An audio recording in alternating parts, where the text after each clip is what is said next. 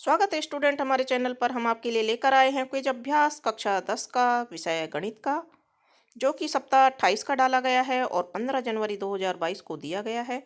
शुरू करते हैं। पहला प्रश्न, निम्नलिखित में से कौन द्विघात समीकरण है? तो हम द्विघात समीकरण यहाँ देख सकते हैं, जिसमें जो घात दी हुई है वो द्विघात यानी 2 होनी चाहिए। तो पहला नहीं है, दूसरा नहीं है, तीसरा नहीं है, चौथा ऑप्शन यहाँ पर सही है। प्रश्न नंबर 2 है, सत्य या असत्य बताइए। संजना ने कहा कि समीकरण x कोष्टक के अंदर x² + 4x - 1a = 0 एक द्विघात समीकरण है, क्योंकि x² का गुणांक शून्य नहीं है। तो ये बात हम यहाँ देख रहे हैं, सत्य है असत्य, तो असत्य है ये बात। ऑप्शन नंबर 2 यहाँ पर सही उत्तर होगा। प्रश्न नंबर 3 है, नीचे दिए गए दो छात्रों द्वारा दी गई स्थिति पर विचार कीजिए। पहला छात्र है अजय। दो संख्याओं का योग 14 है और उनके बीच वर्गों का योग 100 है। संख्याएं ज्ञात कीजिए। दूसरा छात्र है मृदुल। दो संख्याओं का योग 13 है और उनका गुणनफल 40 है। संख्याएं ज्ञात कीजिए। किसकी स्थिति को द्विघात समीकरण के रूप में व्यक्त किया जा सकता है? तो यहाँ हम देख रहे हैं कि दोनों की स्थिति, अजय और मृदुल दोनों की स्थिति को द्विघात समीकरण के रूप में व्यक्त किया जा सकता है। तो ऑप्शन नंबर 2 यहाँ पर सही उत्तर होगा। अगला प्रश्न है, स्थिति के लिए दो छात्रों द्वारा दी गई प्रतिक्रियाएं निम्नलिखित हैं।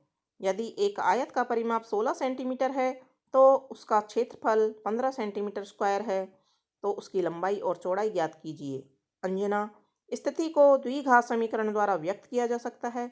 और प्रदीप कहता है स्थिति को रैखिक समीकरण द्वारा व्यक्त किया जा सकता है। तो इन दोनों में से कौन सही है? केवल अंजना सही है। ऑप्शन नंबर 1 यहाँ पर सही उत्तर होगा। सत्य या असत्य बताइए। स्थिति है, अर्जुन का बड़ा भाई उससे 4 वर्ष बड़ा है। यदि उसका भाई 18 वर्ष का है तो अंजना की आयु द्विघात समीकरण के रूप में व्यक्त की जा सकती है। गलत बात है, यानी कि असत्य है। ऑप्शन नंबर 2 यहाँ पर सही उत्तर होगा।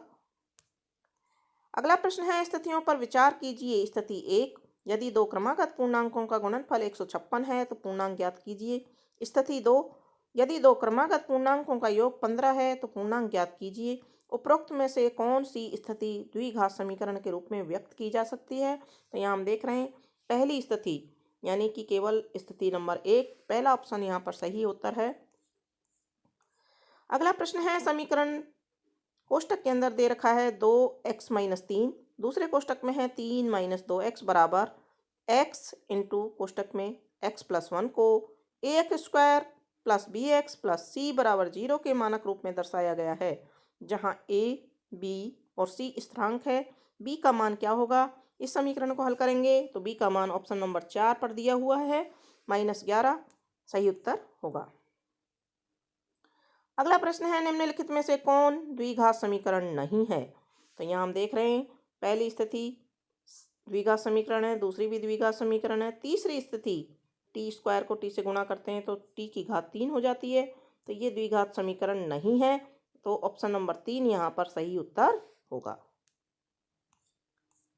इस तरह से आज का ये कक्षा 10 का क्विज अभ्यास कंप्लीट होता है। वीडियो को पूरा देखने के लिए धन्यवाद।